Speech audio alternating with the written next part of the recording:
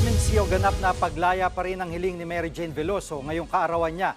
Ngayong nasa Pilipinas na, mas lalo pa raw siyang na-homesick. Nasa frontline balitang yan si Rainiel Pawid.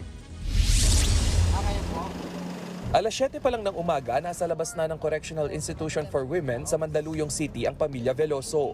Ngayong araw kasi ang 40th birthday ni Mary Jane.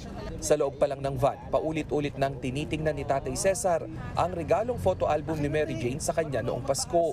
Sa mga larawang ito na lang raw, nakikita ni Tatay Cesar na masaya ang anak. Basta tumawag, umiiyak. Tulungan niyo ako, tatay, na mabigyan na ako ng clemency. Gusto ko nang makauwi sa atin. Simula nang makauwi sa Pilipinas si Mary Jane noong Disyembre, mas lalo raw itong nangulila sa pamilya.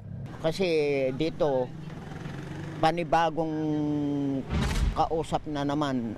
Doon kasi puro Indonesia yung salita nila. Dito naninibago siguro kaya na-homesick siya. Ang wish ko sa kanya, sana mabigyan na ng clemency yung aking anak para makapiling na namin po siya. Kaya naman para mapasaya si Mary Jane, bit-bit ng kanyang pamilya ang mga paboritong pagkain gaya ng adobo. Binilhan din ni Nanay Celia ng bagong pantalon ng anak bilang regalo. Nagpadala rin ng birthday message ang kaibigang Indonesian ni Mary Jane. Dito'y nabanggit niya na miss niya na si Mary Jane na itinuturing niya ng ate. Matapos ang pagbisita sa Women's Correctional, nagtungo naman sa Malacanang ang pamilya Veloso at ilang taga-suporta ni Mary Jane. Dito'y ipinasa nila sa Pangulo ang petition for clemency para sa tuluyang paglaya ni Mary Jane. Nitong Huwebes, nagsagawa ng misa sa Nueva Ecija ang mga kaibigan ni Mary Jane.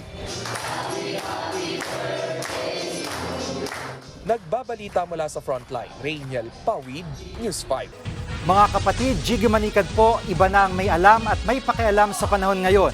Para sa konkreto, kumpleto at komprehensibong balitaan sa Frontline, mag-follow at mag-subscribe sa social media pages ng News 5.